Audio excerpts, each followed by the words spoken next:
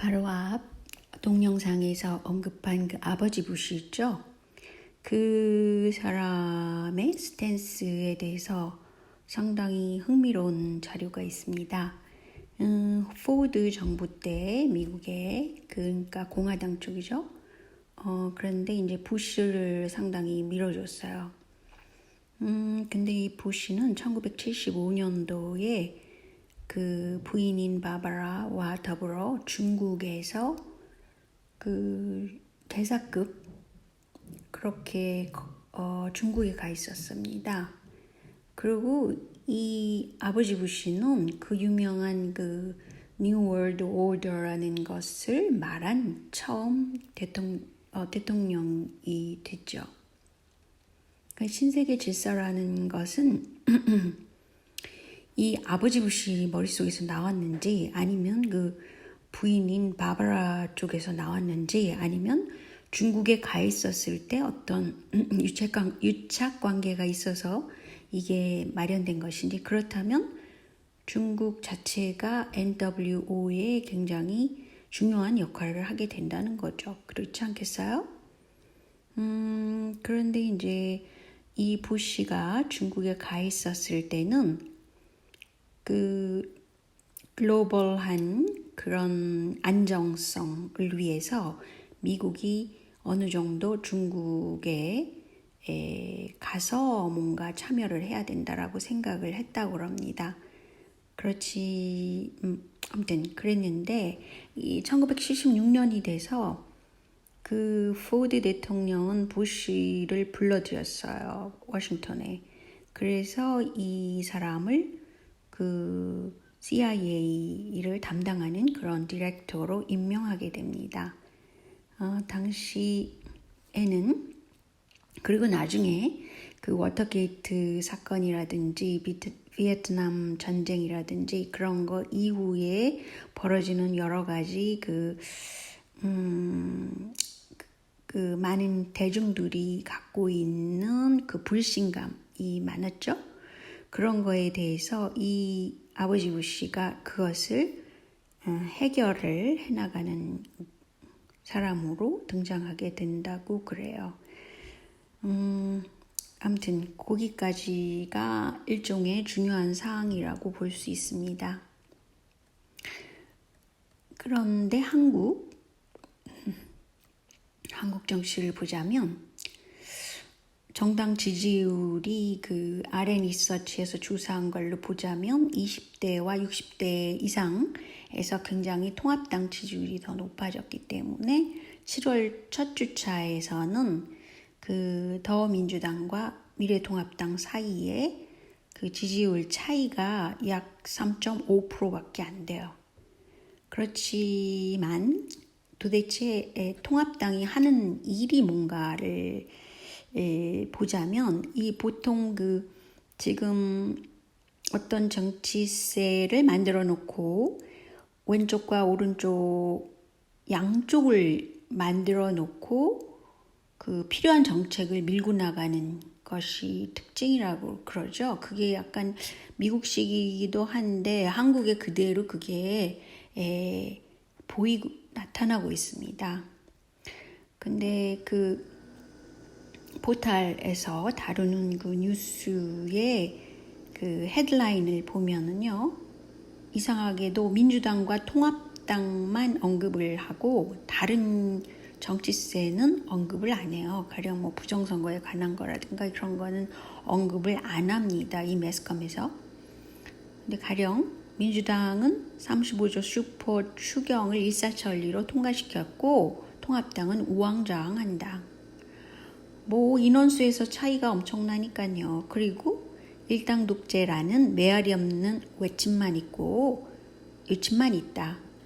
그리고 출구가 안 보인다, 통합당한테. 뭐 이렇게 통합당을 굉장히 까내리는 그런 그 뉴스 헤드라인이 상당히 오랫동안 보였잖아요.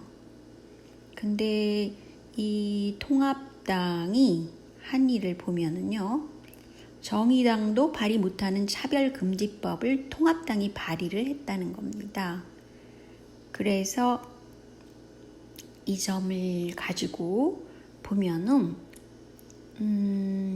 차별금지법을 정의당도 발의를 못한 말이죠. 그런데 통합당이 발의를 했어요. 그러니까 오른쪽에 날개에 있는 일종의 세계화 세력을 위한 정당이 확실하다고 볼 수 있죠. 통합당이. 그런데 이제 그래서 많은 사람들이 그것에 대해서 막 반대를 했다 그래요. 그래서 통합당 관계자가 뭐라고 그랬냐면 차별금지법은 당론도 아니다. 그런데 여성이나 장애인들에 대한 차별을 묵과하지 않겠다. 그래서 검토하는 것뿐이다. 라고 얘기를 했어요. 그렇지만 많은 사람들은 차별금지법이 성소수자에 관한 것이 될 거라는 것을 추측하는 거죠.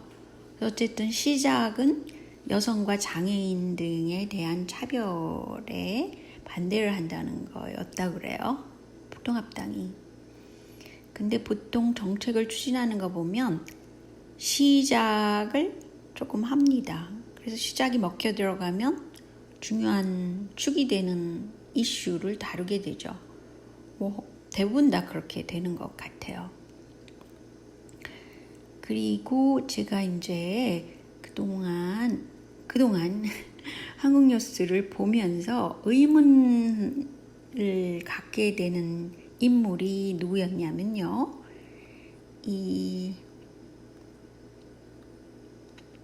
이명박을 지지하는 김문수라는 인물이었습니다. 근데 이제 2018년 9월 달에 문재인 정부한테 이명박을 석방하라 뭐 그런 말을 좀 강하게 했어요. 그래서 제가 이 김문수라는 인물은 잘 알다시피 그 노동운동을 하다가 뭐 전향이라고 그러나요? 아무튼 생각을 바꿔가지고 우파 그런 쪽이 됐다고 많은 사람들이 아시잖아요. 근데 이분을 자세히 보니까요. 흥미로운 게 상당히 많아요.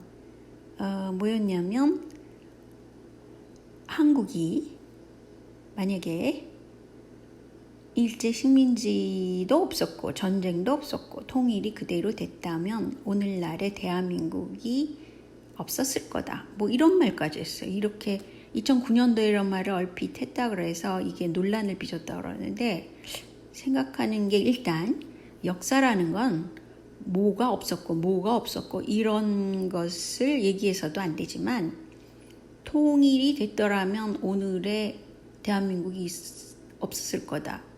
이 말 자체가 굉장히 어폐가 있는 거죠. 이분의 뇌 속은 상당히 합리적인 그런 뭐라 그러나요? 그런 추론을 하시지 못하는 분 같아요.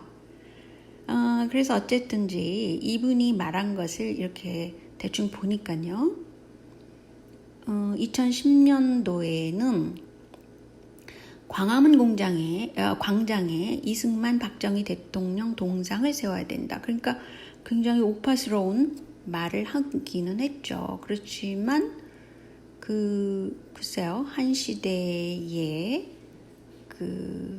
모든 사람이 원치 않는 일이기도 하겠죠. 그러니까 좌파 쪽에서는 이걸 원하겠어요? 그렇지 않겠죠? 그리고 이승만 대통령에 대해서나 박정희 대통령에 대해서 장단점이 있을 뿐이죠. 그러니까 제가 보기에는 그 역사적인 인물인 이순신 동상이 있는 것에 저는 적극 환영합니다. 그것을 뭐 좌파 쪽에서 바꾸고 우파 쪽에서 바꾼다? 그거는 역사가 좀 아주 많이 흘러서 이게 논란거리가 되는 거는 가능해도 지금은 굉장히 너무 이르다고 생각합니다. 근데 이 김문수 씨가 이명박 정부에 대해서 4대강 사업을 적극 추진하겠다고 2010년도에 얘기를 했답니다. 그리고 왜 4대강 사업을 반대하는지 도대체 모르겠다. 이렇게 얘기를 했대요. 글쎄요. 많은 사람들이 지금 4대강 문제에 대해서는 반대쪽이 더 합리적이라고 생각을 했잖아요. 그래서 특히 환경 문제를 가지고 얘기하는 사람들은 그렇게 생각을 했었는데 상당히 의외더라고요. 그런데 이명박 정부에 대해서는 어떤 권력 집중에 대해서 막 그 비판을 했었다 그래요. 한동안 2010년도만 해도. 그렇지만 몇 달 후에 세종대왕이나 박정희를 다 합쳐도 이명박 대통령이 역대 최고의 역량을 가졌다고 평가했대요. 아니 사람이 이렇게 손바닥 뒤집듯 자기 생각을 막 바꿀 수 있어요. 이유도 없이. 그 4대강 사업에 굉장히 마음에 들었나 보죠. 그리고 이분은 경영학을 나중에는 공부를 했는데 김영삼 대통령이 이 김문수 씨한테 아유 노동운동 해봤자 다 소용이 없어 뭐 이렇게 설득을 했다 그래요. 그래서 김영삼 대통령 덕분에 그 우파 쪽으로 돌아서서 드디어는 뭐 경기도 도지사까지 했고 비교적 그 경영 차원에서 집중을 했기 때문에 그다지 나쁜 평가는 받지 않고 있어요. 근데 지금 돌이켜보니까 상당히 이명박 편에 서 있는 거예요. 그래서 이명박을 석방하라, 더불어 그 박근혜 대통령도 석방하라, 그러면서 정치 보복이다 이렇게 생각을 하시나 봐요. 이분은 그런 쪽으로 얘기를 많이 했죠. 근데 제가 이제 자유통일당을 이분이 창당을 했기 때문에 거기에 대해서도 관심을 가질 수밖에 없죠. 지금 시국에서는. 근데 이상하게 박상학이라는 이 탈북자를 내세워가지고 자유통일당의 힘을 키우려고 그러더라고요.